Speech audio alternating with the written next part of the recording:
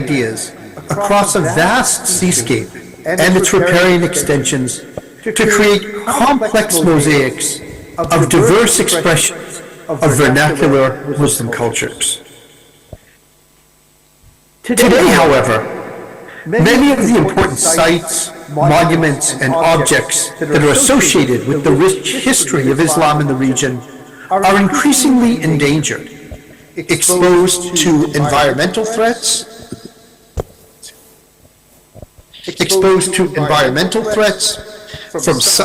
and stress from cyclones, tsunami, and accelerating erosion,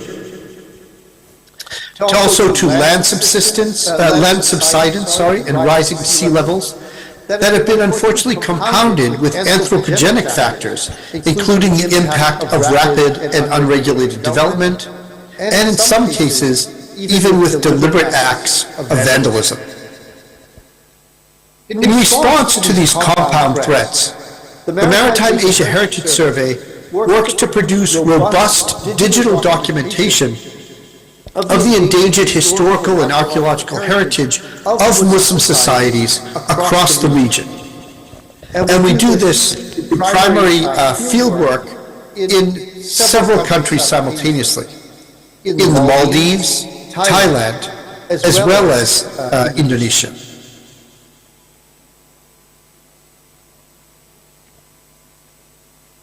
Our work then results in the creation of an ongoing expansion of an open access digital repository of multimedia records that are enhanced and contextualized with custom web-based resources. And so what I want to do in the brief time that I have here today is to introduce the work of the MAHS, or the Maritime Asia Heritage Survey, as an example of a kind of new model for open access online archive building to support digital humanities work in Islamic studies.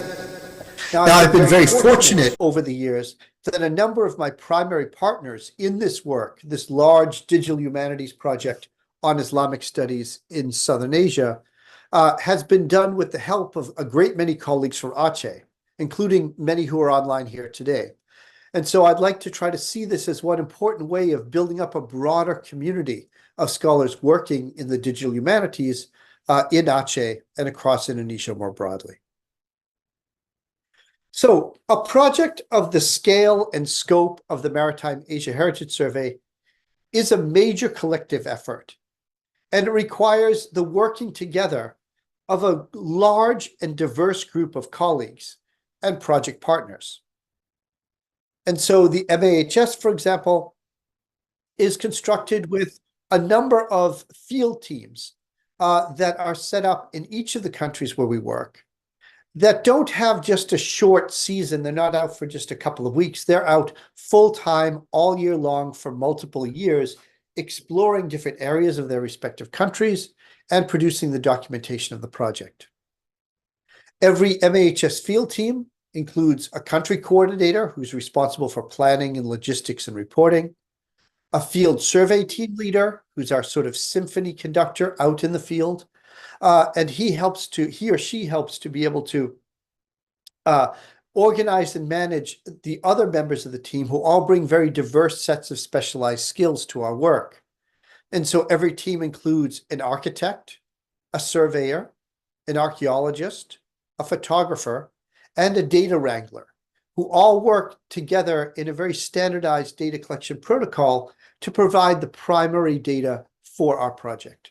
And we have one of these teams set up in the Maldives, and that Maldives team itself includes 2 members from Aceh, as well as a team in Indonesia, who are currently out in NTT, working in Nusa Tenggara Timur, and in Thailand. Now, the work of all of these field teams while working for the MHS, all the data that they collect is at the end of each day uploaded to the cloud, or at least when we're in an area with internet, it's uploaded to the cloud. And once that data is uploaded, it's then processed by our technical team at the Maritime Asia Heritage Survey Digital Heritage Documentation Lab, which is based at the Center for Southeast Asian Studies at Kyoto University. In addition to the field teams that we have in each country, we also work very closely with project partners at multiple levels. And so the MAHS contracts national level MOUs, in the case of Indonesia with the Directorate General of Culture under the Ministry of Education, Culture, Technology, and Research. And below, and in the Maldives, for example, with the Ministry of Devehi, Culture, Language, and Heritage. And in every country where we work, those national level MOUs provide the umbrella for which we then continue to work with local government officials in each province or each kabupaten. And also, of course, in the course of our field work, we work very closely with all the local communities in which we conduct our survey, both to explain the work that we're doing, and most importantly, to benefit from their insights on the sites, site structures and objects that we document. Now, the MAHS is rather different from many digital humanities projects in its emphasis on primary data capture in the field.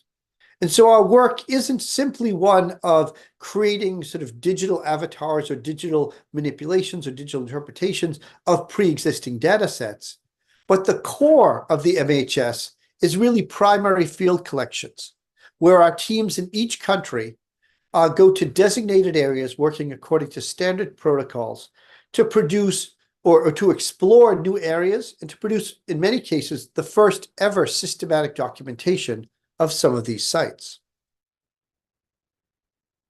One of the key sort of characteristics of the MAHS's work is a focus in remote areas, and especially a sort of a primary objective to go and search and document in areas that have not received systematic treatment before. And so this pulls us out, in many cases, to some really challenging work environments. And so, for example, in the Maldives, our team is working to, by the end of 2025, inshallah, visit every single island in the Maldives, including, that is, over 1,000 uninhabited islands, to produce the first ever documentation there.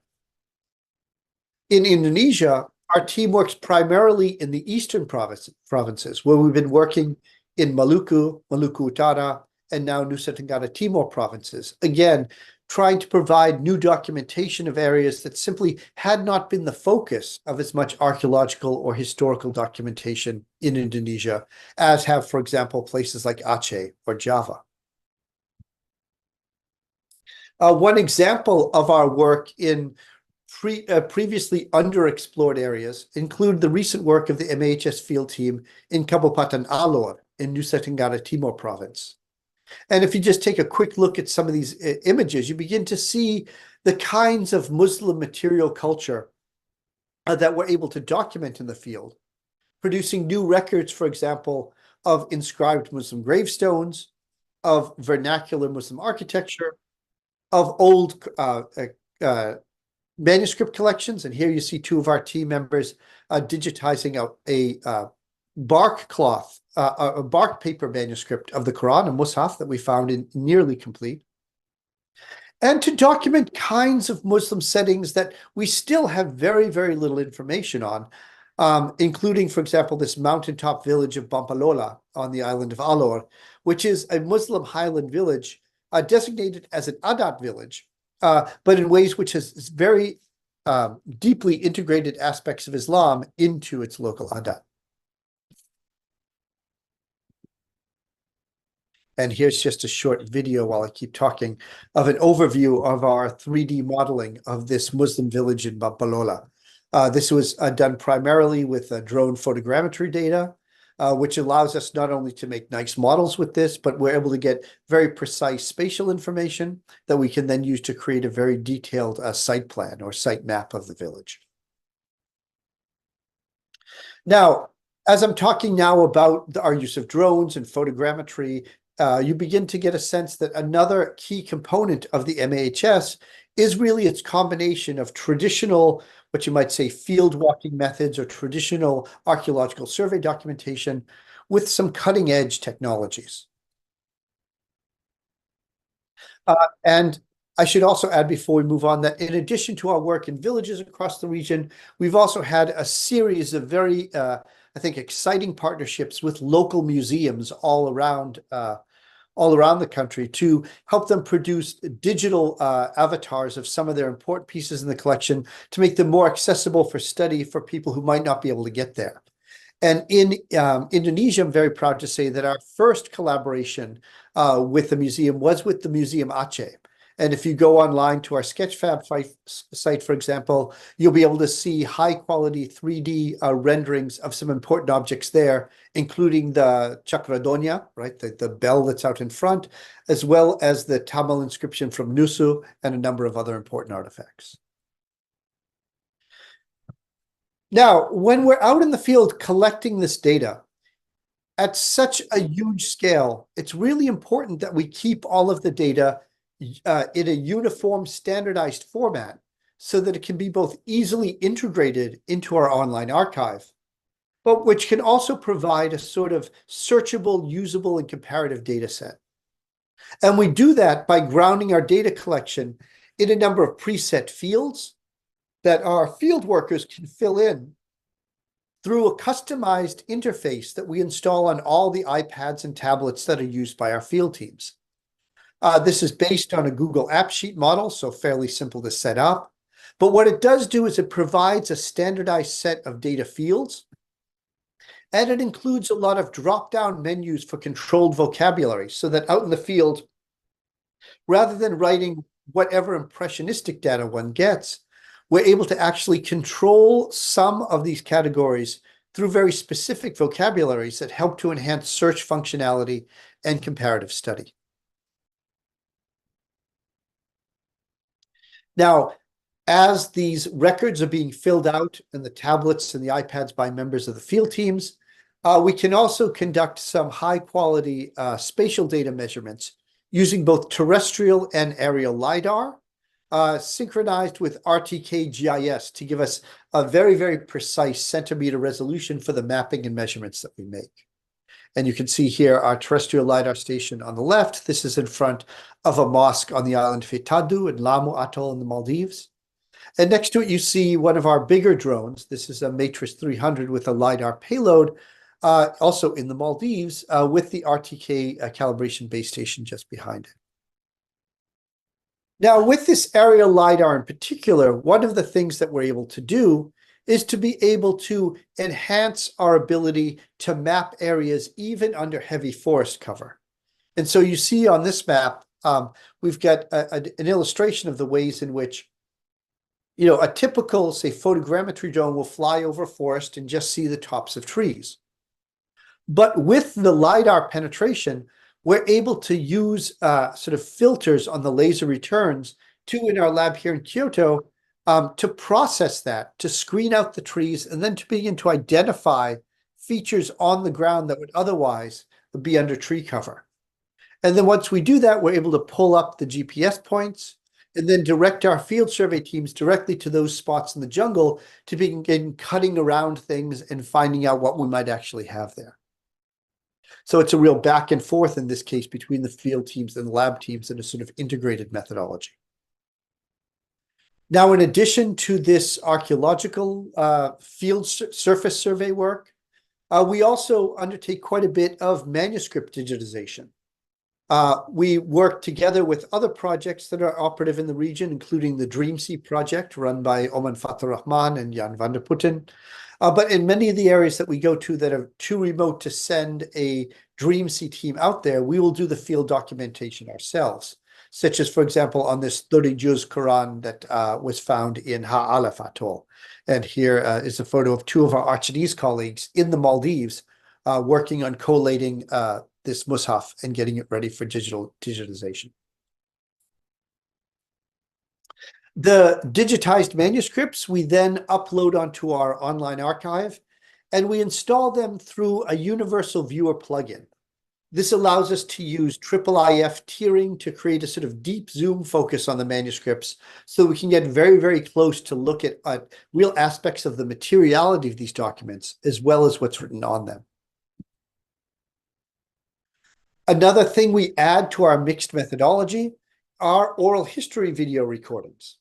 This gives us a chance again to interact more deeply with local communities, to get some more information on sites that will document, but also very importantly, to get contemporary perspectives on what these historical and archaeological sites mean for the people who still live around them.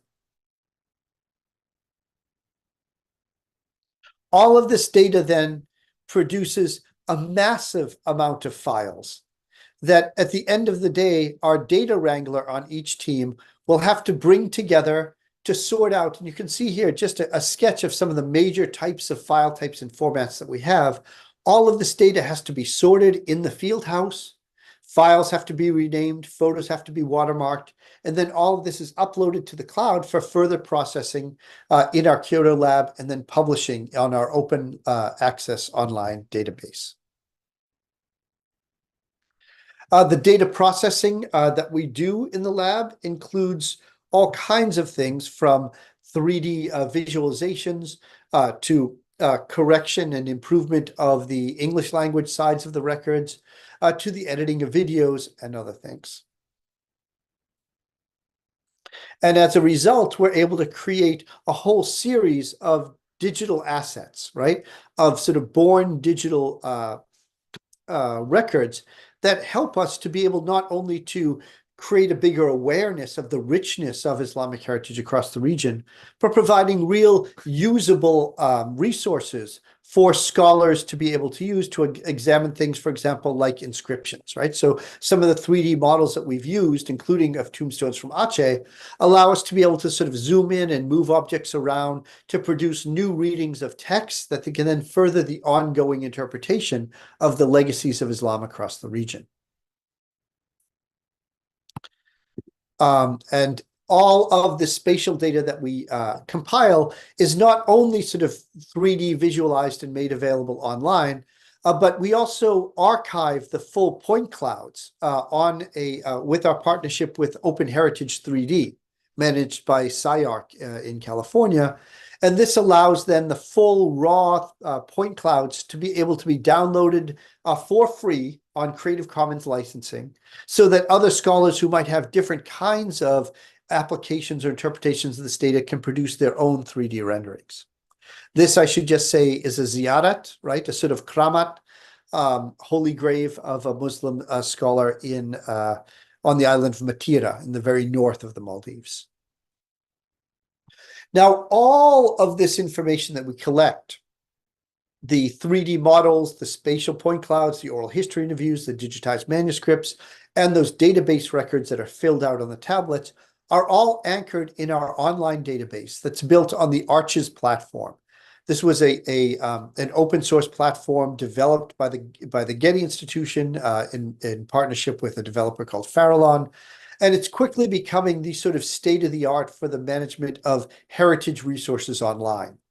And so we use this Arches platform to provide a sort of a geo-referenced database for all of our material, both in Aceh and well beyond, all across the region.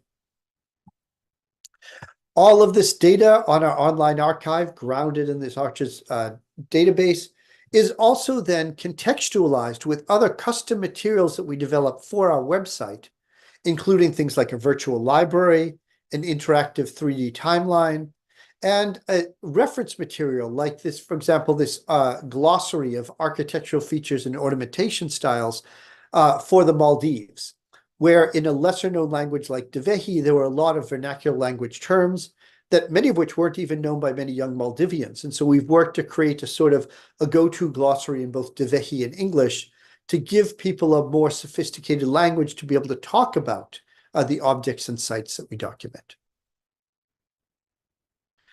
I should also just mention briefly that although many people think of the MAHS as a sort of digital humanities project, we construct our data set in a way so that it will be useful not just to scholars in fields like history or epigraphy or anthropology or art history, but we also make sure that our field data collection protocols include provisions for collecting the kind of information that can be used by non-scholarly users.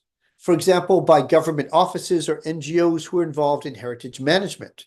This includes, for example, creating the kinds of data that we need to produce heritage impact assessments. And so, for example, in the Maldives, where a heritage impact assessment law went into effect in 2019, when new bids for developing, say, water and sewer lines on an island are made, the Ministry of Infrastructure can use our data to be able to identify heritage sites that might be impacted by construction, and if possible, then to sort of revise their plans so as to be able to create the infrastructure they need without unnecessarily damaging historical sites. This is something that's increasingly important all across the region, as not only the Maldives, but Thailand and Indonesia embark on new waves of development projects, some of which are very necessary for the continued sort of economic prosperity of different regions, but which we argue can also be done with the greatest sensitivity to preserving the legacies of the past that are so important for understanding who we are and where we come from. And that was my time just about up. One last point I do want to mention is that we also have a component of our work that helps with environmental monitoring, again, by both government agencies and NGOs. And so, for example, on some of the smaller islands that we survey, even if we don't encounter any historical or archaeological sites, if we are on these remote islands anyways, we'll fly up our drone using photogrammetry to create an orthophoto map, which can give us a very tight resolution visual representation that's geo-referenced so that we know exactly where the shoreline of a particular island is on a particular date. And that time-stamped data can then be used as a point of comparison for future monitoring of things like environmental change resulting from coastal erosion or rising sea levels. I hope in this brief introduction, I've been able to give some kind of an overview of the work that the MAHS does as a kind of new model for digital humanities work in Islamic studies. And I look forward to your questions and comments. Thank you very much for your time.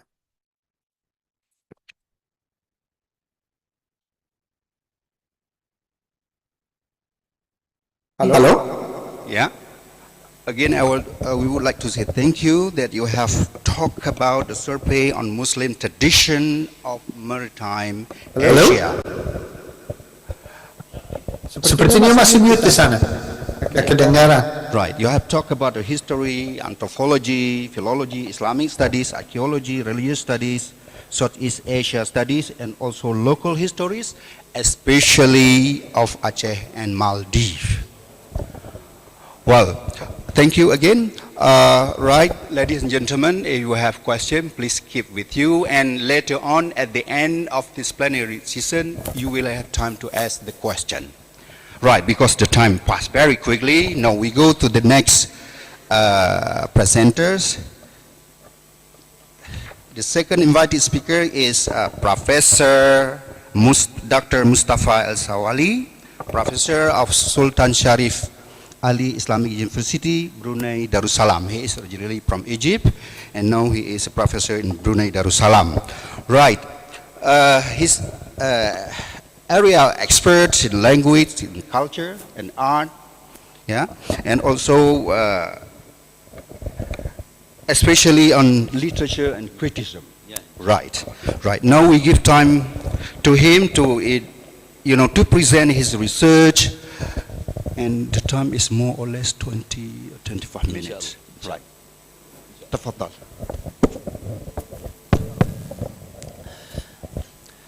بسم الله الرحمن الرحيم. الحمد لله الذي علم بالقلم علم الإنسان ما لم يعلم والصلاة والسلام على من بعثه ربه معلما فعلم الجاهل وقوم المائل وميز الحق من الباطل. أما بعد، فأهلا وسهلا ومرحبا بكم جميعا في هذا اللقاء. الشكر كل الشكر لجامعة الرانيري وللحضور الكرام عمداء الكليات، لمدير الجلسة، لمعالي بروف شميلة، للحاضرين والحاضرات. My name is Prof. Mustafa Al-Sawahili. Originally I am Egyptian. I am a professor of Arabic at Al-Azhar University. But currently I am working in Sultan Sharif Ali Islamic University in Brunei Darussalam. But very soon, inshallah, I'll go back to Al-Azhar, inshallah. I prefer to deliver my talk in Arabic for many reasons. Because first, I have prepared my slides in Arabic and my topic about Arabic literature. That's why I didn't see somebody speaking about English literature in Arabic or in Bahasa Indonesia. And I guess I'm the only native speaker of Arabic here. That's why I prefer to listen for native Arabic speech بلسان عربي مبين as Allah subhanahu wa ta'ala describe the Holy Quran. And inshallah I try my best to summarize my topic, inshallah, to keep some type of balance between the three languages of our conference. My title, or the title of my topic is in Arabic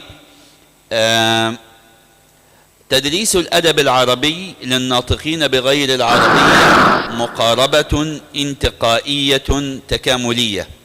Teaching Arabic literature for non-native speaker, a selective approach. Okay. بسم الله الرحمن الرحيم.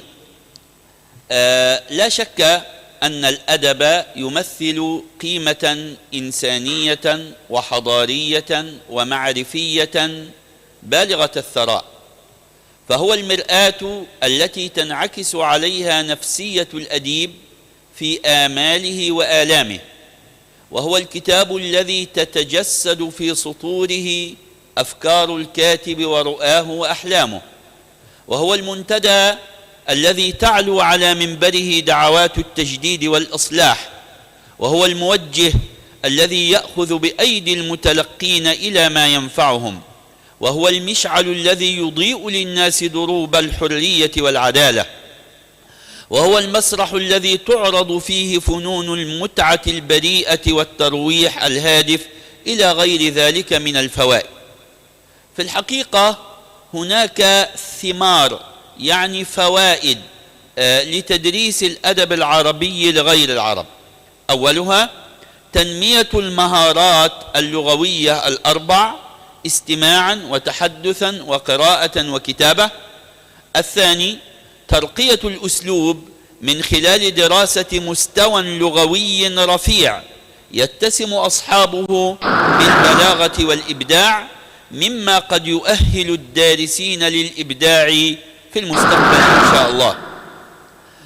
ثالثا الانغماس في الثقافة العربية، وهي المهارة الخامسة، فالأدب هو وعاء الثقافة، وهذا هو معنى وصف عبد الله بن عباس رضي الله عنه للشعر بأنه ديوان العرب، أي هو سجل حياتهم بكل أبعادها السياسية والاجتماعية.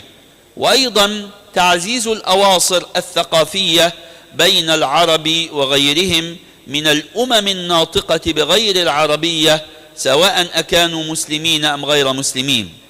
وأخيرا التشبع بالقيم والأخلاق النبيلة التي سجلها العرب أو الشعراء والأدباء العرب. لكن في الحقيقة هناك تحديات كثيرة لتدريس الأدب العربي لغير العرب. أولها صعوبة دراسة غير العرب للأدب بصفة عامة، لأنه عادة مكتوب بلغة ممتازة مليئة بصور التفنن البلاغي والتلاعب بالألفاظ والتراكيب. ثانيا غياب وعي بعض المؤسسات بالفارق الكبير بين تدريس الأدب العربي لغير العرب والاستعانة، بل الاستعانة بالمقررات نفسها دون تمييز. وثالثها إقحام الدارسين من غير العرب في قضايا تاريخية ومؤامرات سياسية وخلافات دينية ومذهبية هم في غنى عنها. وأيضا الاعتماد على مقاربات تاريخية وجغرافية عفى عليها الزمن، وهذا ما سنركز عليه. وأخيرا إغفال بعض الأنشطة الصفية واللا صفية التي من شأنها تعزيز المهارات الأدبية لدى الطلاب. في الحقيقة عندما ننظر في التراث العربي لا نجد في التراث العربي كله كتابا يسمى تاريخ الأدب العربي، لا يوجد، لأن التراث العربي فيه كتب مهمة تجمع الأدب والنقد والتاريخ والطرائف والحكايات والنوادر وكل شيء. على سبيل المثال عندما ترون هذه الكتب انظروا إلى هذه الكتب. كتاب الشعر والشعراء لابن قتيبة، هذا كتاب في تراجم الشعراء. كتاب الأغاني لأبي الفرج الأصفهاني، هذا أيضا كتاب في تراجم الشعراء. كتاب العقد الفريد، هذا أيضا كتاب في فنون من الأدب العربي، قسمه صاحبه على 50 جوهرة من الجواهر. لكن جميع هذه الكتب وهناك مئات مثلها لا يوجد فيها كتاب اسمه تاريخ الأدب، لا يوجد. لماذا؟ لأن هذه المسألة لم تظهر في الأدب العربي إلا يعني كان آخر الذين درسوا الأدب بالطريقة القديمة الشيخ حسين المرصفي رحمه الله. الشيخ حسين المرصفي كما ترون كان شيخا ضريرا يدرس في الأزهر، وكانت يعني هذه هي كتب التراث هذه كتب التراث التي تجمع الأدب والنقد والتاريخ والطرائف وما إلى ذلك. وظل تدريس الأدب مستمرا بهذه الطريقة حتى جاء الشيخ حسين المرصفي رحمه الله تعالى. وكان الشيخ حسين المرصفي الذي ترون صورته شيخا ضريرا يدرس في الأزهر، وكان كتابه الوسيلة الأدبية للعلوم العربية أهم الكتب التي تدرس. طه حسين ذهب يدرس على يديه هذا الكتاب، وهذا الكتاب ما زال يطبع حتى الآن بعد أكثر من 130 أو 150 سنة على تدريس هذا الكتاب. لا نجد كتابا على الإطلاق يسمى تاريخ الأدب العربي، حتى حصل شيء من التلاقح بين المصريين والأوروبيين، وظهرت ما يسمى بالمقاربة التاريخية، طريقة التي تقسم فيها عصور الأدب العربي على تواريخ: العصر الجاهلي، عصر صدر الإسلام، العصر الأموي، العصر العباسي، العصر المملوكي، العصر الحديث وما إلى ذلك. متى جاءت هذه القضية؟ لم تظهر هذه الطريقة إلا في النصف الثاني من القرن التاسع عشر، وتحديدا بسبب سفر بعض المصريين إلى أوروبا ومجيء بعض الأوروبيين إلى مصر لتدريس الأدب العربي. وكان أول من فعل هذا اثنان. انظروا إلى هذين الشخصين. الذي على يمين الصورة حسن توفيق العدل، هذا مصري كان يدرس اللغة العربية في جامعة برلين ألمانيا، ثم في جامعة كامبريدج. والثاني هذا، لاحظوا هذان كان في النصف الثاني من القرن التاسع عشر، ولاحظوا الشارب على ستايل القرن التاسع عشر. الذي على اليمين كارل نالينو، هذا شخص إيطالي كان يدرس الأدب العربي في جامعة القاهرة، في ذلك الوقت لم تكن اسمها جامعة القاهرة، كان اسمها الجامعة المصرية. وهذان الشخصان هما أول من ألف وكتب ودعا إلى تدريس الأدب العربي وفق العصور التاريخية التي نعرفها، العصر الجاهلي وعصر صدر الإسلام والأموي وما إلى ذلك. هذه الطريقة لها مميزات لا ننكر. أولها أنها لا تقتصر على أن ننظر إلى النص وأن فيه تشبيه وفيه استعارة وفيه مجاز وما إلى ذلك وفيه طباق وجناس وهكذا. ثانيا توضح أن هناك علاقات بين الأدب وبين الحياة السياسية والاجتماعية والاقتصادية والثقافية، لأن الأديب إنسان حي يتأثر بما حوله ويؤثر فيه. وأيضا ترسم صورة كلية للأدب العربي عبر تاريخه الممتد. ولكن في الحقيقة هناك سلبيات كثيرة لهذه الطريقة. أولا أنها تجعل الأدب مفعولا به، يعني السياسة هي التي تغير الأدب، المجتمع هو الذي يغير الأدب، الأدب مفعول به دائما.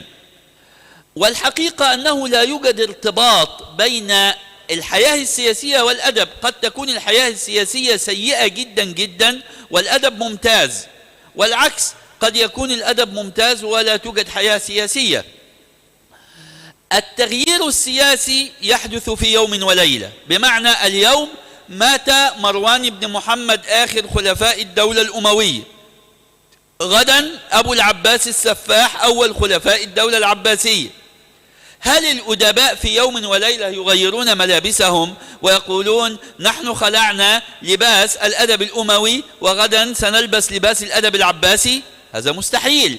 الإنسان أو التغيير الأدبي لا يكون سريعا هكذا، بل يعني عندنا قضية تسمى قضية الشعراء المخضرمين. المخضرم عاش في الجاهلية والإسلام، رغم أنه أسلم ما تزال آثار الجاهلية موجودة عنده. المقاربة التاريخية تجعل الدنيا كلها تدور حول الخلفاء والعواصم، بمعنى لا يوجد إلا مدح الخليفة، رسائل الخليفة، معركة للخليفة، الذين يعيشون في العاصمة وما إلى ذلك، أما الباقون فلا نحتاج إليهم. وانتهت هذه الدراسات إلى حكم عام: العصر العباسي ممتاز، العصر المملوكي سيء. هذا خطأ، لأن العصر العباسي فيه الممتازون وفيه السيئون، وكذلك كل عصر من العصور. بعد ذلك جاء شخص آخر في نفس يعني في أول القرن العشرين، قال: يا قوم، المدرسة التاريخية عندها أخطاء كثيرة، وأنا سأقترح طريقة جديدة، ألا وهي الطريقة الجغرافية أو الإقليمية، بمعنى أننا ندرس الأدب في مصر، ندرس الأدب في العراق، الأدب في المغرب، وهكذا. لو أننا في جنوب شرق آسيا نريد دراسات عن الأدب الإندونيسي، الأدب الماليزي، الأدب البروناوي، الأدب السنغافوري، أي شيء. وعمل كتاب اسمه الأدب في الأدب المصري. هذا الشيخ الذي ترون هو الشيخ أمين الخولي، وهذا الكتاب في الأدب المصري أول كتاب يطرح تدريس الأدب على نطاق جغرافي، ندرس الأدب المصري والأدب العراقي والأدب المغربي. على فكرة هذا الشيخ الجليل أمين الخولي تزوج تلميذته بنت الشاطئ، أكيد تعرفون بنت الشاطئ، مشهورة جدا جدا في الأدب العربي، كانت تلميذة عنده وتزوجها، ويعني كان من الشخصيات المتميزة. لكن في الحقيقة الطريقة الجغرافية لها فوائد، لأنها تربط الأدب بالبيئة، وأنا موافق أن الأدب له علاقة بالبيئة. يعني الأدب العرب الذين عاشوا في الجاهلية في الصحراء في الجبال يختلفون عن الذين عاشوا في الأندلس على الأنهار والأشجار والنعيم وما إلى ذلك. وأيضا تقوي الشعور الوطني لدى الناس، نريد أن نعتز بالأدب الإندونيسي، نعتز بالأدب الماليزي، نعتز بآدابنا، هذا لا شيء فيه على الإطلاق. ولكن عندما نتأمل نجد عددا كبيرا من السلبيات. أولا العالم الإسلامي كان دولة واحدة خلال حتى القرن الرابع الهجري. لا يوجد عندنا دولة يعني ما يمكن أن نسميه أدب مصري أو أدب عراقي أو أدب سعودي أو ما إلى ذلك. هذه الدول جديدة لم تكن موجودة قبل ذلك، بل هناك دول تعربت بعد الإسلام. مصر لم تكن عربية أيام رسول الله صلى الله عليه وسلم. مصر كانت تتكلم اللغة القبطية، العراق كان يتكلم الفارسية، الشام كان يتكلم الكنعانية أو الفينيقية، المغرب كانت تتكلم الأمازيغية. كل هؤلاء دخلوا في الإسلام ودخلوا في اللغة العربية. أيضا في الحقيقة الأدب كما هو تعبير عن الزمان هو تعبير عن المكان. يعني الزمان يعني عنصر والمكان عنصر. في البيئة الواحدة يعني كنا نرى الجيد وغير الجيد، المؤمن التقي والفاسد الشقي. في العصر العباسي على سبيل المثال كان عندنا شعراء أتقياء ممتازون جدا وشعراء فساق في غاية الفسق. السؤال: لماذا لم تجعلهم البيئة العراقية شيئا واحدا؟ لأن كل إنسان تتحكم فيه أمور أخرى. لذلك قال بعض النقاد: نحن سنغير، لا تاريخ ولا جغرافيا، نحن نريد مقاربة فنية. بعضهم يقول أنا سأدرس فن المدح، أنا سأدرس فن الرثاء، أنا سأدرس فن المقامة، أنا سأدرس فن الموشحة.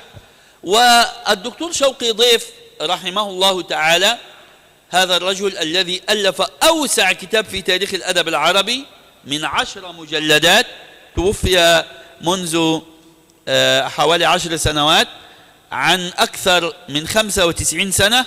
في هذين الكتابين بدأ يقول الأدب العربي له سياق فني، مذهب الصنعة ومذهب التصنع ومذهب التصنيع، وبدأ يتكلم عن هذه الطريقة. من أجل ماذا؟ من أجل أن يبعد الفنون الأدبية عن أسر التاريخ والجغرافيا.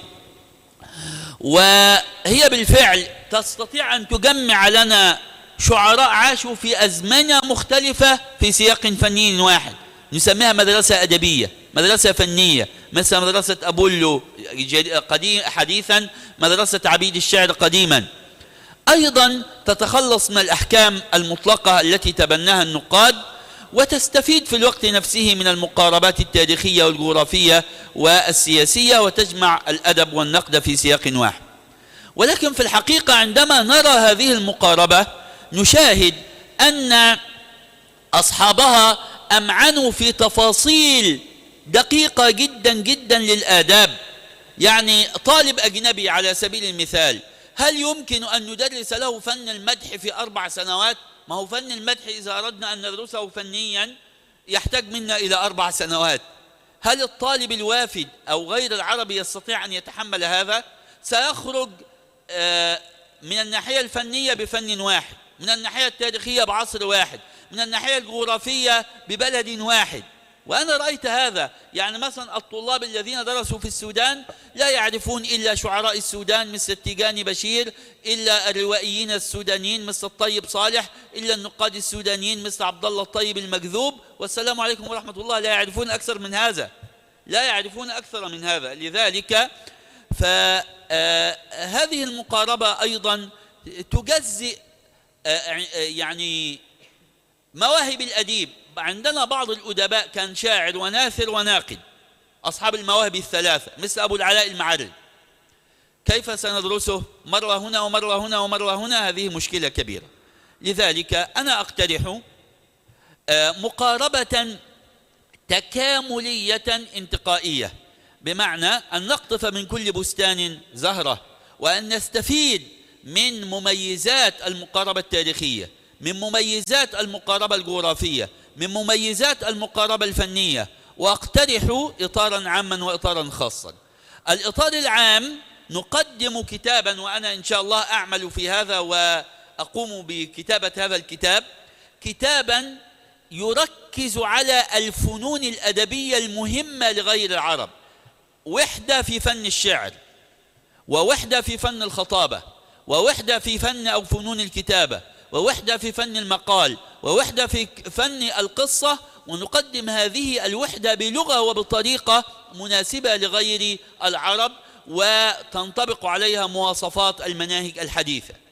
وأنا أختار النصوص لابد أن ألاحظ أن تتسم هذه النصوص بالسهولة، لا أتيهم بالنصوص الصعبة جدا التي فيها كلمات مستعملة تزيد في رصيدهم اللغوي، أن تكون جيدة فنيا، أن تحرص على التوازن بين الفنون الأدبية والأغراض الفنية، أن تكون مناسبة لأعمار الدارسين، أن تكون ممثلة للأجناس الأدبية والأقطار العربية، أن تكون ذات طابع إنساني عام تعبر عن القيم العربية والإسلامية، أن يتكامل فيها تحليل التاريخ والأدب والنقد والبلاغة، أن تكون سهلة وقصيرة لا تزيد على 10 أبيات من الشعر أو 10 أسطر من النثر، وأن تعزز بأنشطة إثرائية كالقصائد المغناة والقصائد الصوتية.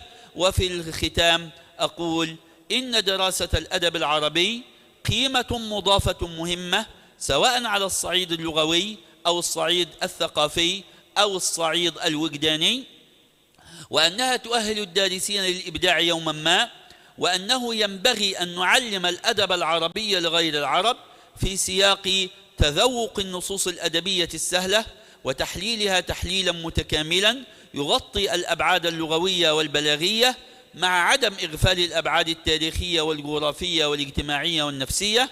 عندنا بالفعل هناك صعوبات شديدة في طريق تدريس الأدب العربي، أهمها غلبة الطرق التقليدية وقلة كفاءة بعض المعلمين وطغيان فن واحد كالشعر أو غرض واحد كالحكمة، مما يقدم صورة منقوصة بل مغلوطة للأدب العربي، وضرورة العمل على تنمية وصقل الموهبة الأدبية لدى الطلاب من خلال تعزيز الأنشطة الصفية واللا صفية، والاهتمام بتفعيل دور نوادي الشعر والخطابة والمناظرة والتمثيل المسرحي وغيرها.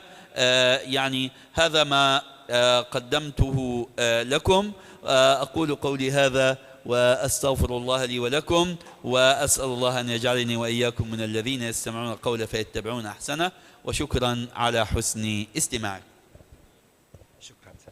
Thank you very much. Kita approve dulu kepada pembicara kita. Alhamdulillah.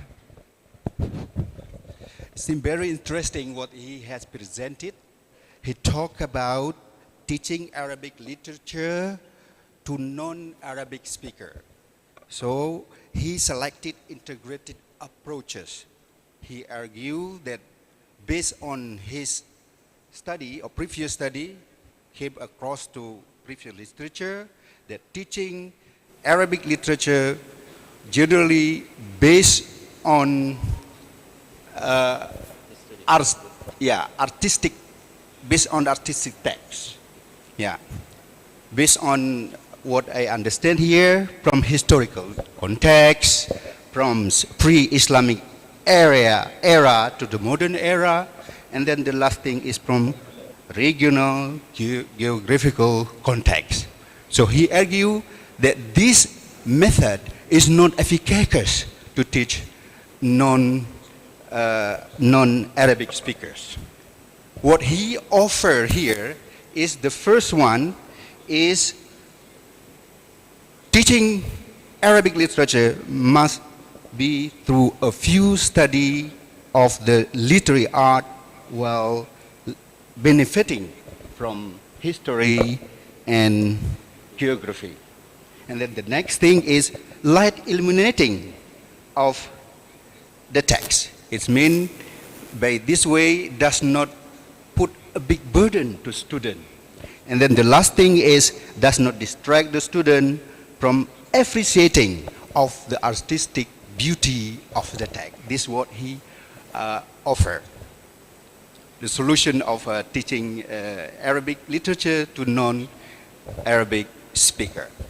Well, if it is not clear and later on can be clarified by Ustad Ifad Aulia Trisnadi, and also if there is another Arabic question later on, will be answered and clarified by Ustad, inshallah, by Ustad Oli Asignazi.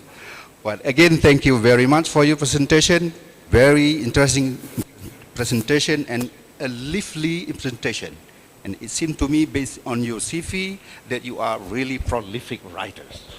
Okay, thank you very much. Ladies and gentlemen, honorable to the Dean of Fakultas Adab and Humaniora, Mr. Professor Sharifuddin MPD, PhD, and also all Vice Dean, Head of the Prodi, lecturers, and all participants in this hall.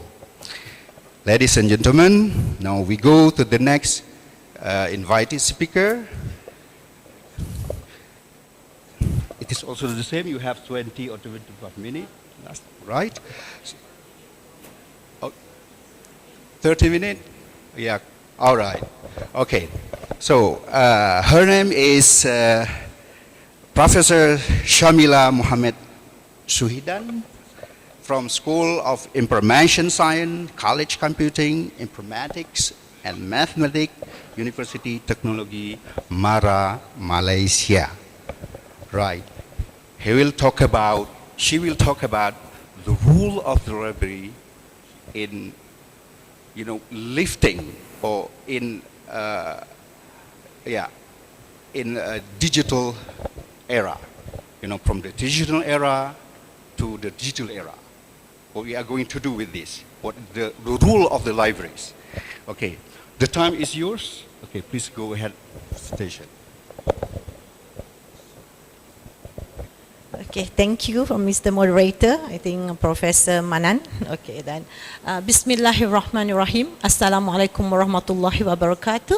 And a very good morning to all of you. First of all, I would like to thank for the Adia committee for inviting me for this prestigious event. I think I see most of the time before this, I think during the COVID-19, maybe some of us are meeting through online, virtual, yeah, whereby now we are meeting through face-to-face, okay? So first of all, thanks again to the Mr. Sharifuddin, PhD, Dean of the Faculty of Adab and Humaniora, Ar-Raniry, BANDA Aceh, and then to the Master Chairperson, okay, Mr. Nasaruddin, PhD, Chair of the Committee of Adia, to our Mr. Panels of Prof. Mustafa and also Professor if I'm not Michael, okay, even though he's not here, but the vibe is already give a positive vibe to talk about digital humanities.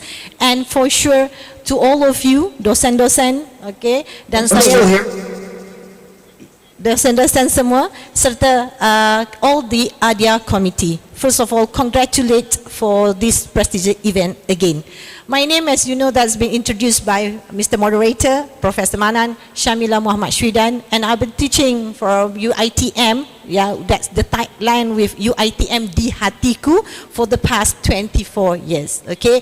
So I'm not that young, okay then, but I think this is the moment that I would like to give a knowledge sharing session with you all, even though I know that some of you not come from the background of information science and library. However, I need to introduce you what is the importance of the library nowadays in order to provide the information services and for sure to support other departments like to enrich all the data for the language, literature, and also part of the culture. So the topic that I choose today is about part of to strengthen the digital humanities in the Islamic civilization, literature, culture, and also library studies. So allow me to start this presentation.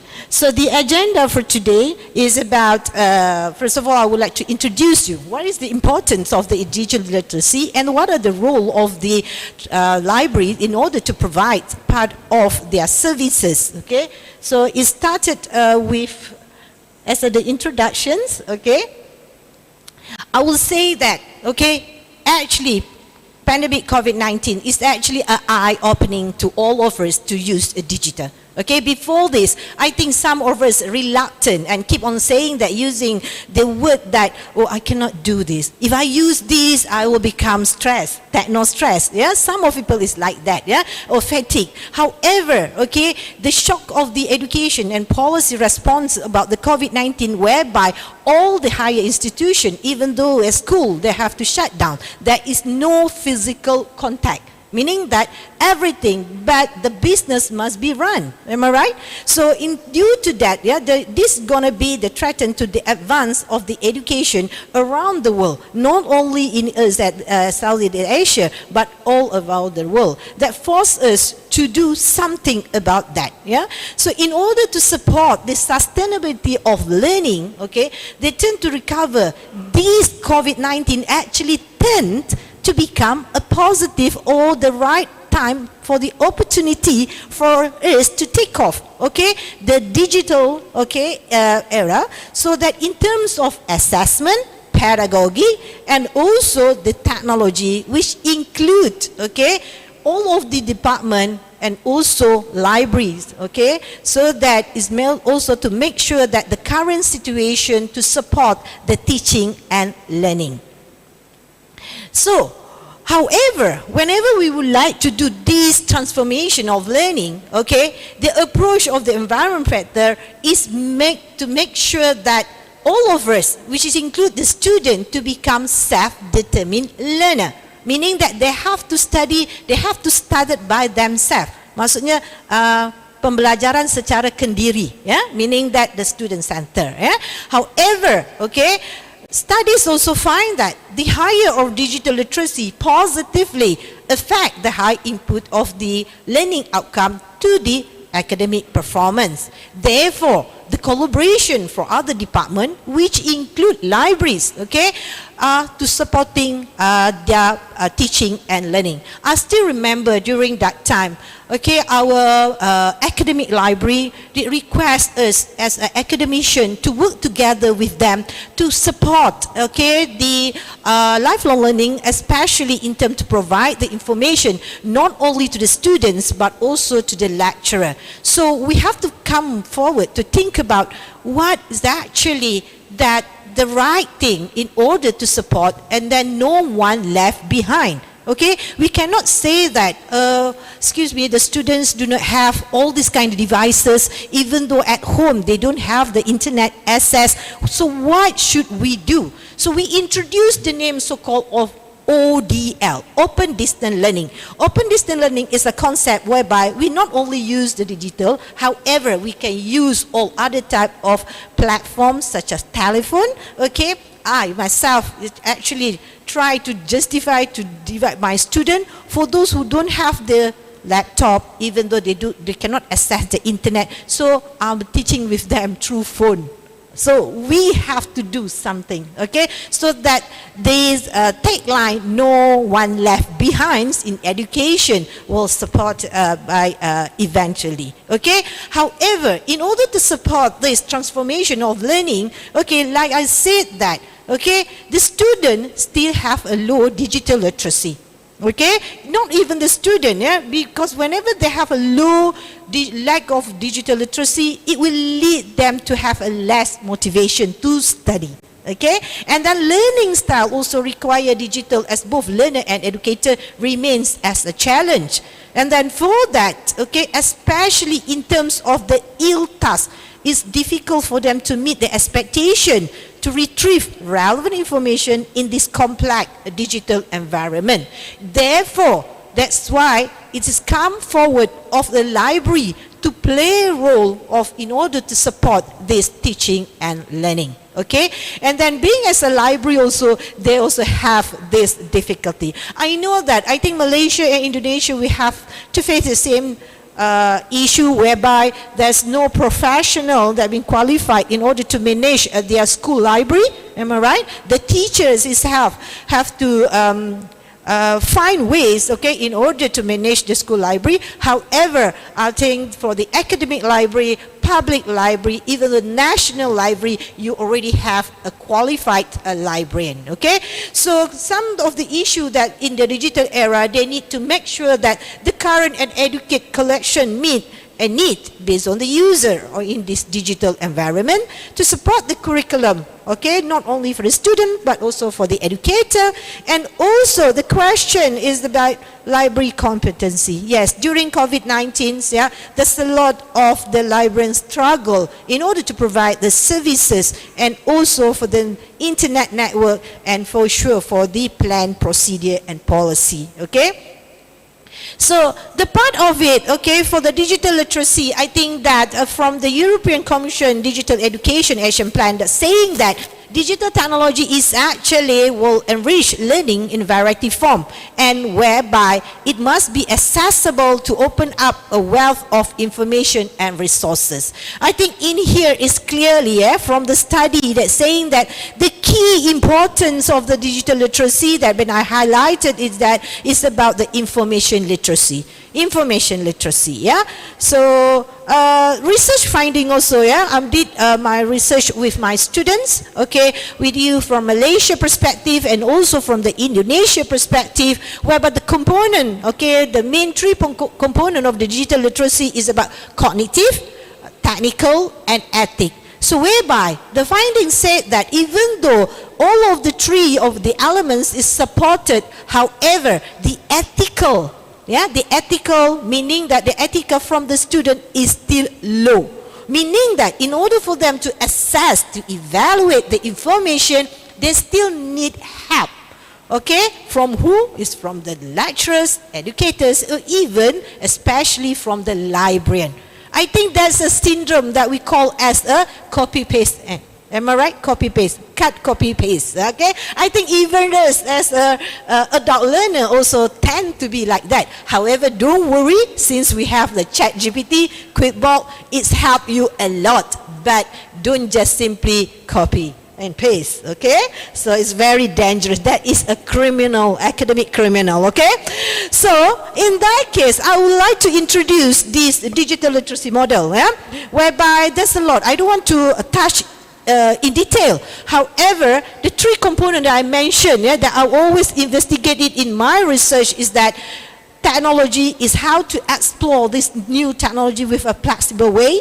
Cognitive, even though we are referring to Mr. Yahoo, Mr. Google, Mr. ChatGPT. However, your cognitive must be higher because you are the one who know the knowledge, very knowledgeable in that area. So you need to evaluate and filter wherever the necessary, the quality of information in order to support your research or your study, okay, the cognitive level. And however, as I said that, during my study, both students from Indonesia and Malaysia, their ethical still low. They do not know what's the do and don'ts in terms of that. Sometimes they just take people's, wherever they publish, open it access, they just took it without do the citation. So that is also called plagiarism. So we cannot do that, okay? So a part of it, yeah, the recent study also found out from my study, social emotion. Have you heard about whenever we keep on engaged with this digital, we become fatigued, okay? That will become the most serious case. I think for the past 3 years, we learned after COVID-19 the issue of mental illness. Have you heard about that?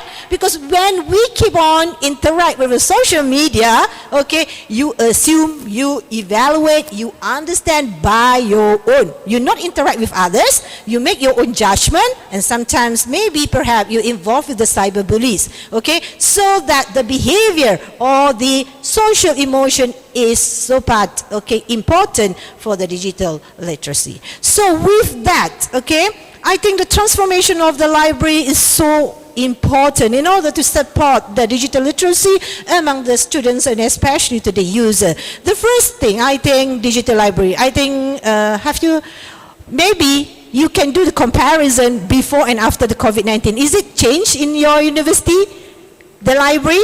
Okay, instead of having the reference desk, the person just sit there and give you smile. Sometimes they smile, sometimes they're not smiling. But don't worry, maybe they have their own problem at home, okay? So now you have the online chat, okay? Every time, have you offered the 24/7 chat box So like you're using like Asia, yeah. If we have any FAQ, maybe the robotic, the online, they will have to answer you whatever your request. Okay. Same goes to the library. They can offer that kind of things. Okay. And then from the reprint services, they are using the electronic delivery. So meaning that you can be connected with other university document requests. Okay, that can be delivered to you. Okay, straight to your door or your office. And also we are using now the cloud computing. I think yes, it's easier for us. Yeah, and also I think I would like to also to highlight. I think Professor what's the Richard? Is it?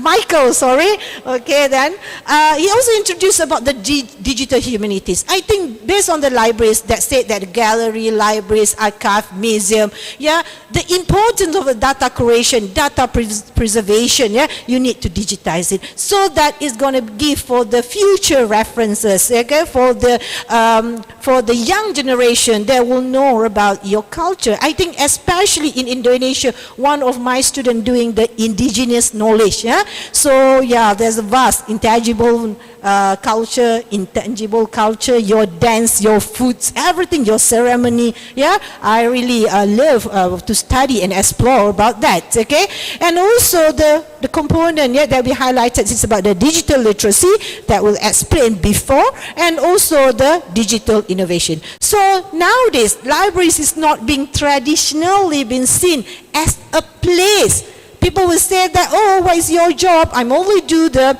book shelving. No, there's no such thing, okay? You need to move on, okay? So we are whereby the knowledge have to be transformed into the dynamic environment that actively contributed to the education progress of its user. So, in order to highlight what is the main roles in promoting the digital literacy, as I mentioned that the libraries is actually try to deliver information, skill, training, and then try to renew your mission, try to address the connectivity with the resources, design the online education, and fostering the development of the digital literacy to the user. So I'm using the digital competence framework for citizen actually, whereby instead of 5, okay, so I try to recap it with this, yeah, the component, yeah, that being the roles of the library, you need to incorporate with these 5 dimensions of elements: data information literacy, content and knowledge creation, innovation and commercialization, communication and collaboration, and the last is digital citizenship. So these 5 elements is actually, I map it with cognitive, technical skill, and also value, adab. Okay, kenapa etika itu kurang? Kerana okay, adabnya kurang, yeah. So you need to highlight this adab, okay, the norm, the value of us as a human, yeah. Okay, so I need to recap that, yeah. The first, okay, the roles of libraries in order to promoting the digital literacy is actually the component of literacy, okay, maklumat, whereby the data literacy is essential for the research data management. I know that nowadays people will say that I'm as a librarian, I'm supposed to do the acquisition, cataloging, a part of it, but you should know that being this millennium librarian, okay, you need to do variety of it, to upgrade your skill. So you also become a researcher actually. Try to support other researcher, scholar, okay, in order to provide the accurate data. And in order to do that, you need to understand to do data visualization. You know what is data visualization? You can read all the data through pie chart, histogram, bar, whatever it is, that meaning that in order to guide the data management planning, to identify the suitability for the data storage and sharing solution, okay, so that you will assist for the data curation and preservation. Okay, so among your it, yeah, as I said that you need to have a research skill, you need to provide, okay, and then you must know in order to create the innovation later on, at least you should know what is hardware, what is software, okay, and then in order to create that and try to become over the critical thinking, and you can communicate well. And I know that a part of it, I think this is a must, the recent work that I worked with Professor Norman and also from the Ailanga, so we are talking about AI, yeah? Artificial intelligence, yeah? Artificial intelligence is a very smart, okay? However, we have to be smarter than AI, okay? If you can see, nowadays, it's so funny, even though my student, if they want to come to class, it's wow, I said that, wow, you are doing so much good work, great work. So however, please, don't try to just copy and paste like I said. You need to filter it, yeah? So the impact of that is that library should enhance the learning experience, okay, by offering the technology environment, advanced environment to support the lifelong learning. Okay, and from the research, as I mentioned, that there's a positive perceptions among the librarian, from Malaysia and also from Indonesia, that the impact of RL tools on the digital literacy. So in terms of, I read one of the article, in terms from the Islamic perspective too, we try to highlight it that even though despite of having this AI, okay, we need to integrate the ethical value. Yes, okay. Are you agree with me, Prof. Mus? Yeah. Actually, so many students, I said to them that they do not research, they do not use library, just they ask Shaykh al-Islam Google. Okay, thank you. And sometimes they go to library just to get the Wi-Fi. Am I right? Okay, so try to educate them. Thank you for becoming my audience today. So another one thing is, as a librarian, you need to create your content and knowledge creation. I think nowadays, even though if you can see at TikTok, okay, or even though YouTuber, okay, most of the librarian, they do the online live, okay, to educate the user, especially the student, because we have to follow the trend. We cannot stop them, but how we gonna take this opportunity to create more content that are very good in order to form the new idea, and then that knowledge can be existed in terms of implicit, explicit, and also tacit knowledge. From that, the tacit knowledge can be taken out from your mind. Okay, as simple as that, you can use the Google Form, Canva, apps. I think nowadays everybody have that very creative in order to do that.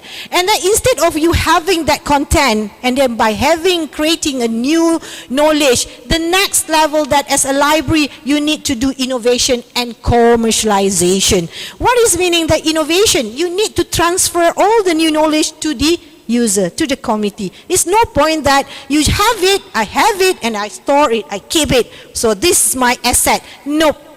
That is the organization asset, whereby you need to share with that, whereby it will develop the commercialization, like I said, the positive social economic impact to the community, whereby it also support the SDG that have been introduced by UNESCO. Okay, so that gives the positive impact for the development for the society, economic, and also the environment. Okay, and then for sure the next one, after you already event, you already commercialize, the next step, as I said, you need to communicate and collaborate.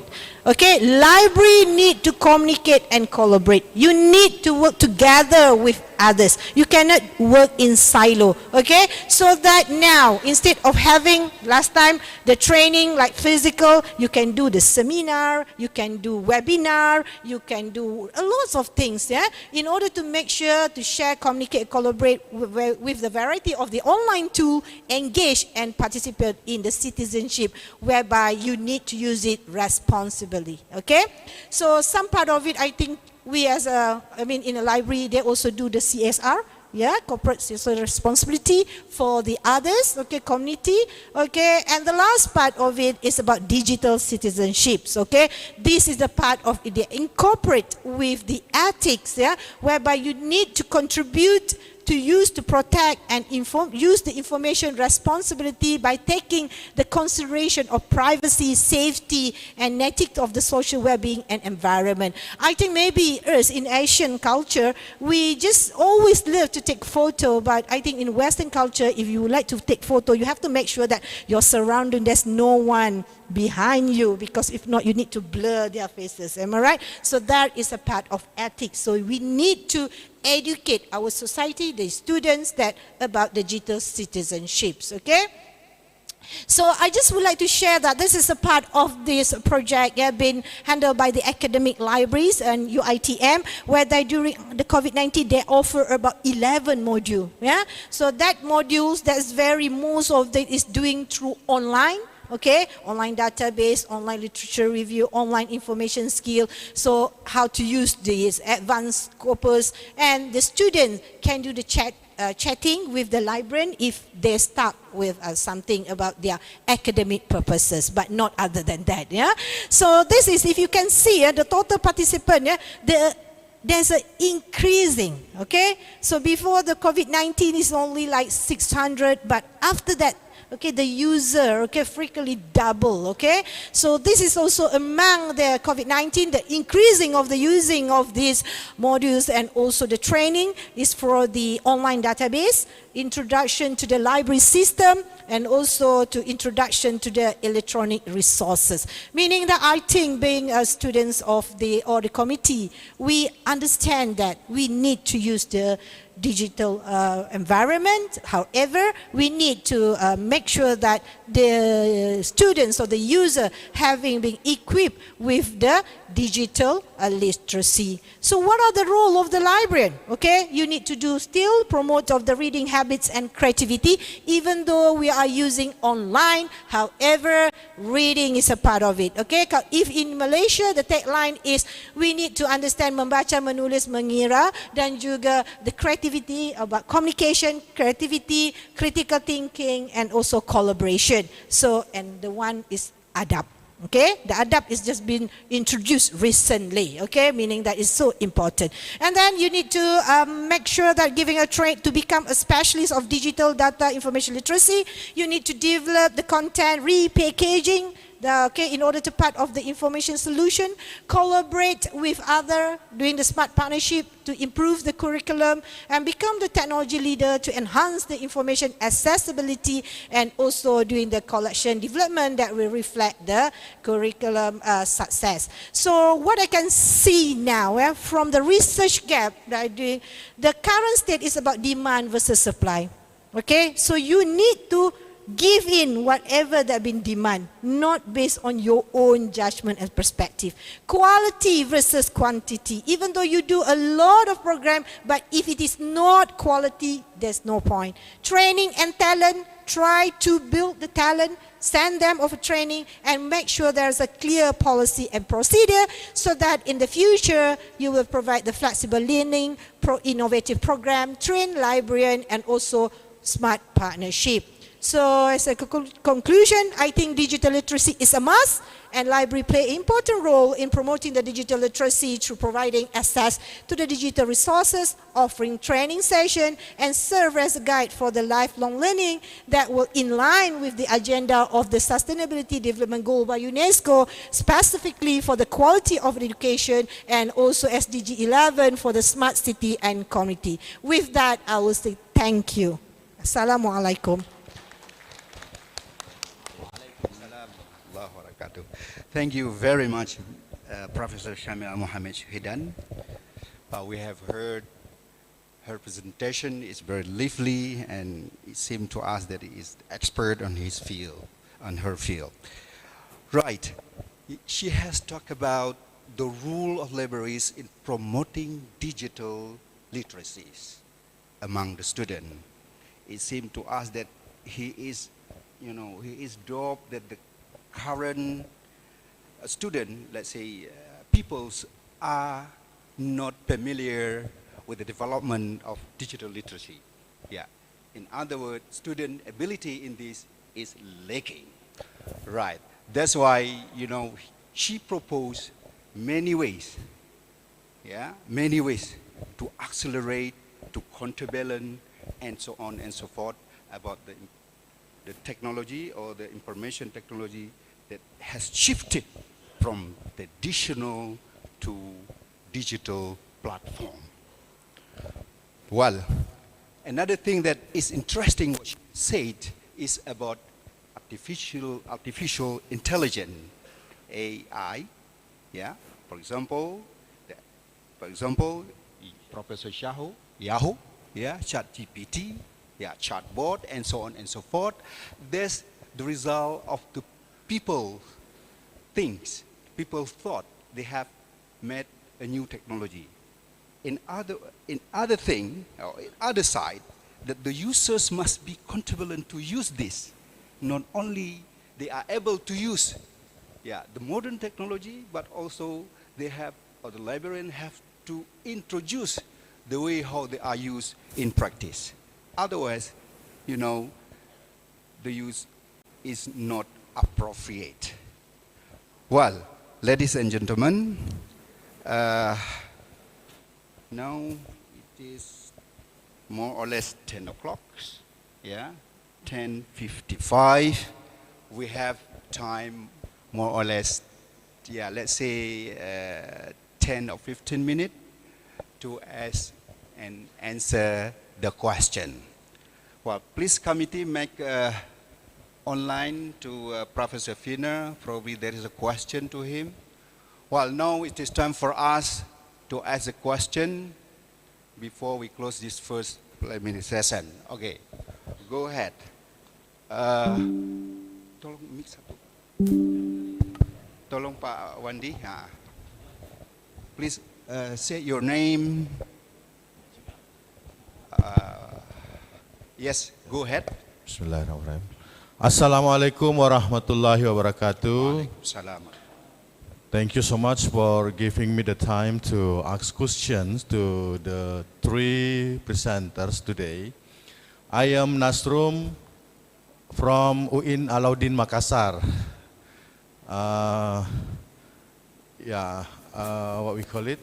I'm teaching American literature and English language. Okay, so today the topic is very interesting, inspiring, and very insightful about digital humanities in Islamic civilization, including literature, culture, and library studies. And my question here for the three presenters about the role of the teacher in teaching humanities, in teaching social science, because we know today Google is the, what we call it, could be the god of everything.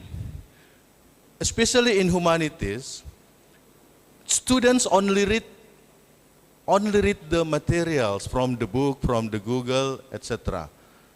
Besides, most of the courses, most of the subjects in humanities, we just read from the book, from the sources. We don't need to enter, to get into laboratory. It means everyone could become expert because of the digital devices, including Google. So, my questions, what are the very important role of the teachers, lecturers, to exist in this kind of team, in this kind of what we call it, in this kind of subject? It is really different from technology. They couldn't accept the material, they couldn't accept the knowledge when they do not come to the laboratory, like chemistry, medicine, etc., etc. So, the role of the digital doesn't, what we call it, doesn't take all function to get the knowledge, because you need to get in the laboratory. Not 100% the material you could find from digital devices. This is the challenges, I mean.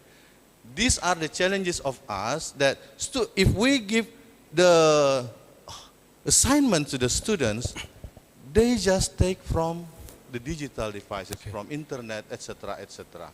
Nasrul, please make it shorter. That's my question. Okay. The differences between humanities and technology, yeah, they have the very large gap. That's why, if I can say that students of science, technology science, are smarter, smarter than what we have the students of us in humanities. So what should we do? Okay, that's my question. Thank you so much. Okay, thank you very much,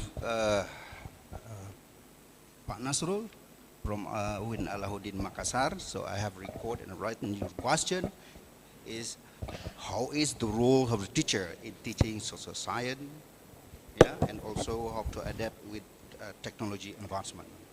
Right. Okay, next question. Question number 2.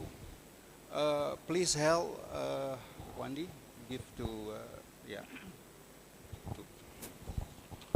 Assalamualaikum warahmatullahi wabarakatuh. Waalaikumsalam شكرا warahmatullahi. أولا أقدم الشكر جزيل لسماحة أستاذ دكتور مصطفى.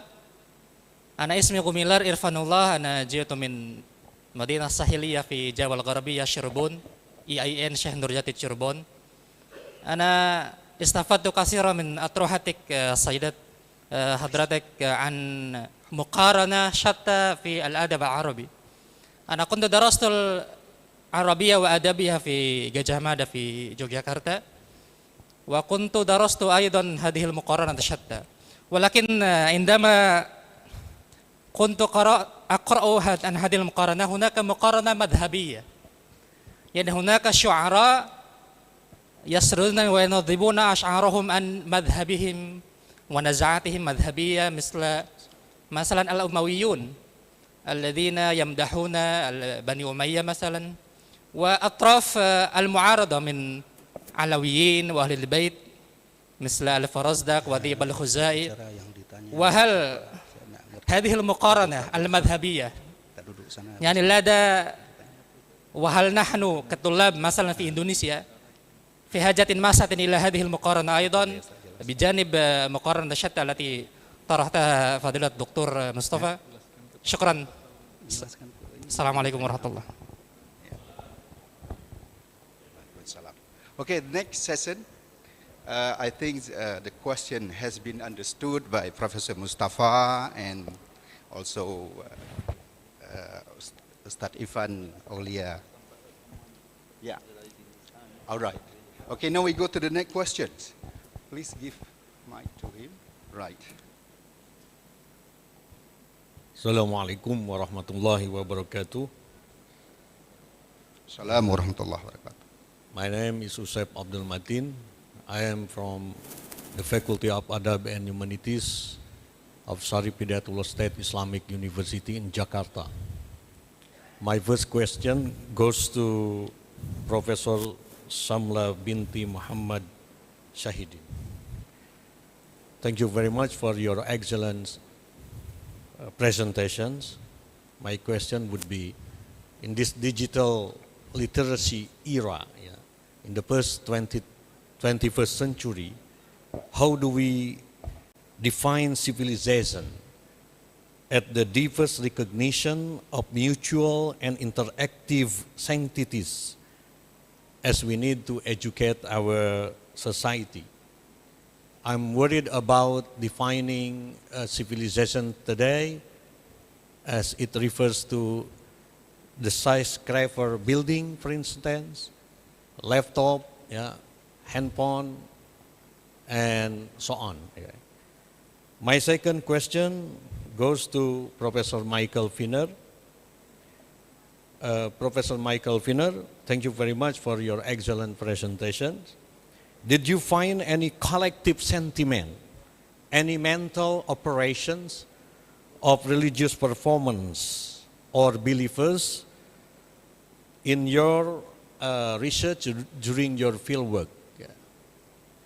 And my last question, السؤال الأخير يذهب إلى الأستاذ الدكتور مصطفى السواهلي.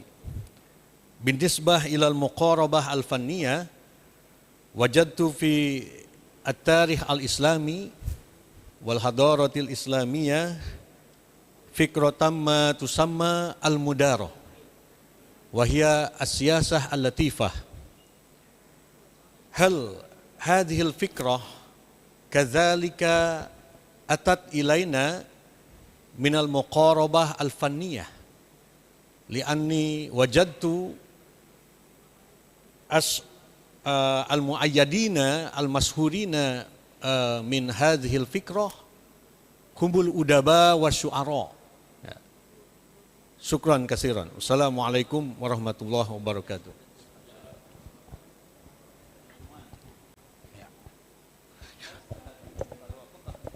كلمة العنوان.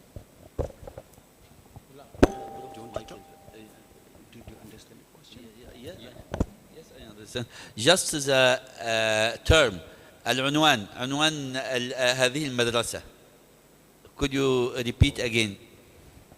The term would be al-mudara.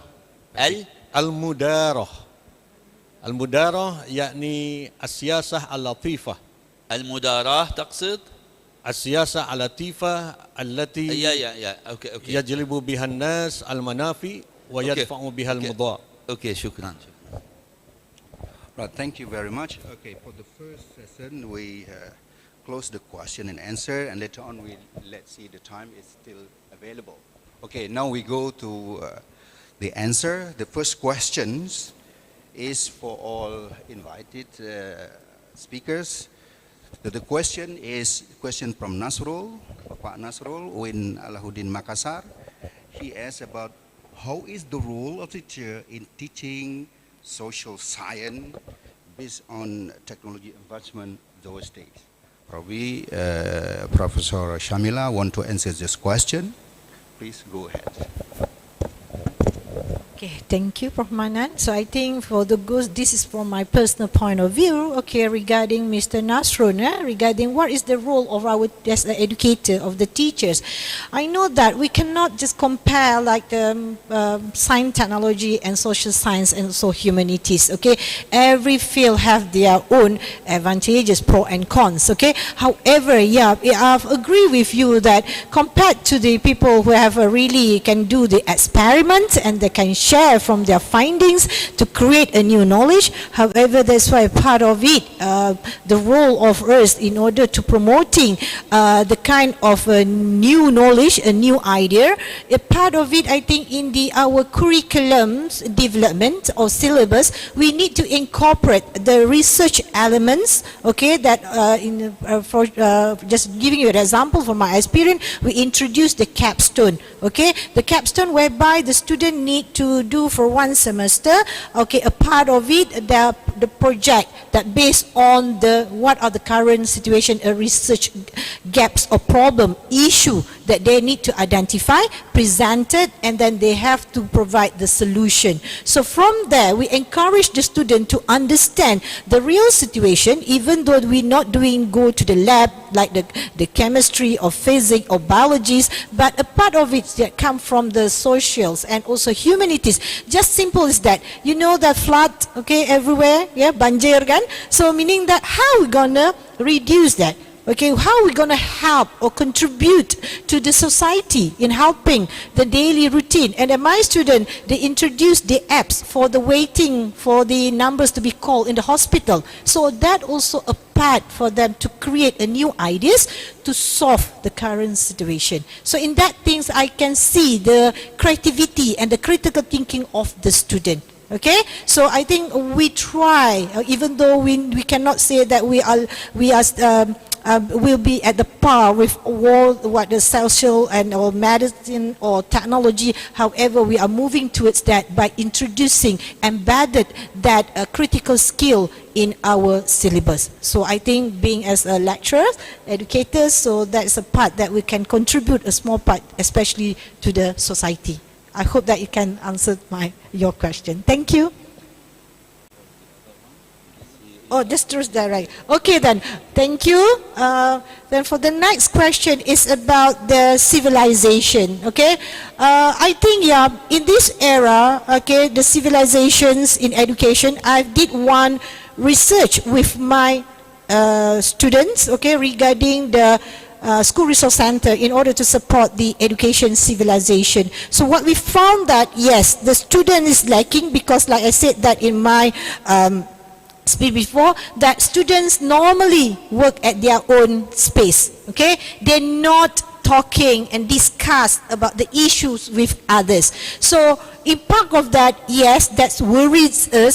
However, as I said, that we need to create activities that engage them to participate in the real world, so that the civilization can be understand clearly with the students about the real situation. Because sometimes students always make their own judgment. They understand that they can read that statement and then they make their own assumption. So it cannot be done like that, okay? So you need to integrate, like I said, in your syllabus, gamification. I think that is a trend, am I right? So some also, all the data visualization. That's why I love that a part of like other party that we work together, like museum, they do for the VR, AR. So the augmented reality, the student can visualize it. Let's say that the old picture, so the student will know the history about certain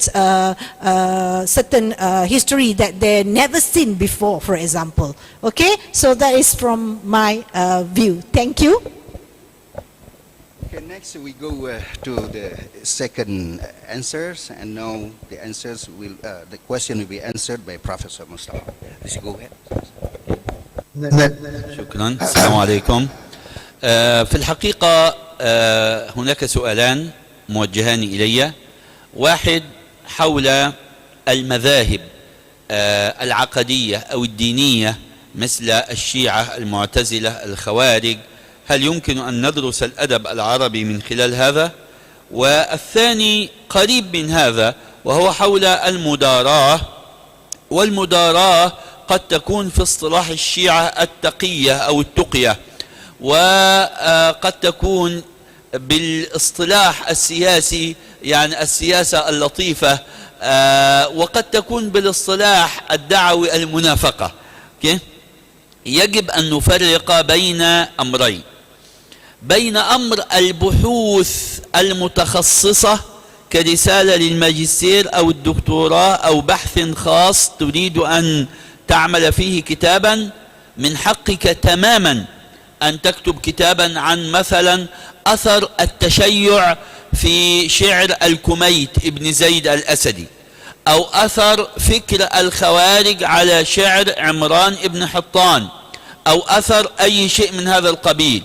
يمكن أيضا أن تأخذ المداراة هذه.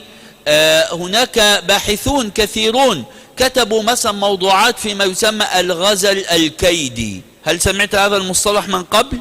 الغزل الكيدي يعني بمعنى أنني مخاصم لهذا الشخص سياسيا، أنا لا يمكن أن أعارضه سياسيا مباشرة، وإنما سأكتب غزل في امرأته وأنا لا أحبها ولا أقصدها من أجل المكايدة ومن أجل الإغاظة له. وهذا موضوع طريف كتب فيه الناس. الكتابة التخصصية الشديدة جدا جدا يمكن أن تكون في هذا، في مذهب سياسي، في تيار معين، في شيء من هذا القبيل. لكن تقديم منهج ومقرر للطلاب غير الناطقين بالعربية عن الأدب العربي، خصوصا أنهم لا يدرسون إلا مادة واحدة أو مادتين، لا يمكن أن نخصص هذا المنهج لدراسة تيار أو شيء فني دقيق جدا جدا مثل هذا. وإنما ينبغي أن نقطف من كل بستان زهرة ومن كل شجرة ثمرة، وأن نقدم لهم منهجا انتقائيا متكاملا ينمي مهاراتهم، وفي الوقت نفسه لا يجعل النظر مقصورا على زاوية معينة قد تكون مفيدة وقد تكون دقيقة، ولكن أن يقضي الطالب سنة دراسية كاملة من أجل أن يأخذ مثلا أثر التشيع عند السيد الحميري على سبيل المثال وأخرج من السنة الدراسية بهذا، لا يمكن. هذا ليس مناسبا فيما أعتقد، والله تعالى أعلى وأعلم، وشكرا لكم. Thank you very much. Ladies and gentlemen, the committee sent me we are to stop our first plenary session. Before Sir, sir, I'm not allowed to answer the questions? Yeah. No. That's what I want to say is that the last okay, chance okay. is the answer from Professor Finner is about probably there is a collective sentiment from your survey and so on and so forth. Please go ahead. Thank you very much. While I'm speaking, I'm going to play a video in the background because it will help me to get also to Pak Nasru's question as I go along. So I'll just play that in the background for some visuals that I hope you guys will be able to see now. So let me start off with the response to Pak Usep's question. Thank you very much, Pak Usep. Very perceptive question. This notion about sort of collective perception or collective thought, this is actually something that we tried to get at very deliberately with our project design. Our project design has been able to combine what we might call sort of documentary work, right? We're looking at physical objects and giving them physical descriptions by building in these other aspects of things like oral history interviews and manuscript digitization. What this does, it allows us to go beyond simply presenting objects as you might see them in a museum or a virtual museum, but it helps to get us different perspectives, both historical and contemporary, on what these objects mean and have meant to communities over time. And so, for example, one of the things that we have done in the Maldives is an extensive collection of recording sites that used to be dedicated halls for the recitation of Mawlid. Now, under the sort of contemporary reformist visions of Islam that dominate in the Maldives, these buildings no longer exist. And those practices have been abandoned now for several decades. But we're able to combine our documentation of those remaining buildings with documentations of artifacts that were associated with them, but also, more importantly, with oral histories of people who knew those practices when they were living traditions, and references now to over 700 digitized Waqf documents that give us an institutional perspective on what these buildings meant, and therefore the collective experience of these buildings as important parts of local manifestations of Islam. We also do a series of mini documentaries. For example, our Thai team has recently done a very nice film on the annual procession between two of the oldest mosques in Ayutthaya that are related to the translation of particular objects of pusaka, particular sacred heirlooms from one mosque to the other. And so in this way, we try to get a sense of the continuing collective importance of the material we document for these communities. Now, in the background, you've been seeing a video that shows some of the ways in which my teams in the field in Thailand, Indonesia, and the Maldives work, just to give you a sense in this response to Pak Nasru's questions of what our laboratory is. I don't think that we should necessarily be selling the humanities short as a place that doesn't have access to real world experience. If you, for example, just take a bit of a look at what some members of my team refer to as quote unquote extreme architecture or extreme archaeology, right? Working in places that require really physical, empirical grappling with very complex material legacies, you see that it's not simply an idea that everybody just relies on Google to do scholarship, even in the humanities. So the collection of the data for consideration requires actually an extensive amount of empirical and even physical engagement to produce a digital humanities archive. Once we have the archive, then we have a huge data set, but that data set can't really speak without the human intervention of teachers as storytellers, that is, as giving shape to this data and being able to use the empirical material to substantiate narratives that can start conversations on the past among humanities scholars. But I think beyond storytellers using our data, the most important role that humanities professors can play and teachers in the humanities can play is by modeling the kinds of asking of questions that students can follow. With the proliferation of information on the internet and now with AI, we have more information than we can possibly use. We therefore need more than ever good, qualified, committed teachers in the humanities who are able to help our students to deal with this glut of information by asking insightful questions and helping them to explore those questions to be able to arrive at more meaningful answers. And with that, I'll conclude. Thank you both very much for your questions. They were very thought-provoking, and I appreciate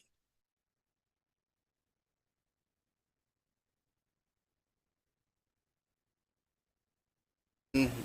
We say sorry, probably there are some questions left unanswered, and thank you very much. Now we take a break. Yeah, we still have no time. Actually, we start the second plenary session at 10:30, but now 10:20. So now we stop. I'm so sorry. So leave the question. You can ask directly personally.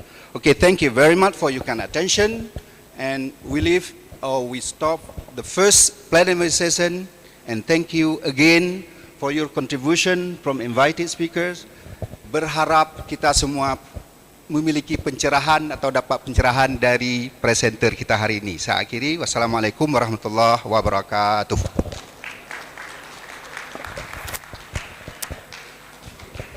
Okay, now we have a break. Yeah.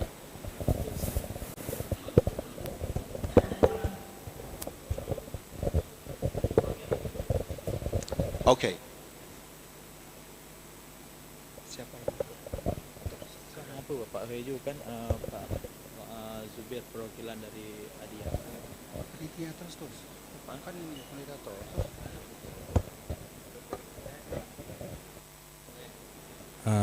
Mohon kesediaan Bapak Sekretaris Adia, Bapak Zubir, dan didampingi oleh Pak Dekan dan Ketua Panitia untuk menyerahkan plakat kepada pemateri dan moderator di sesi pertama.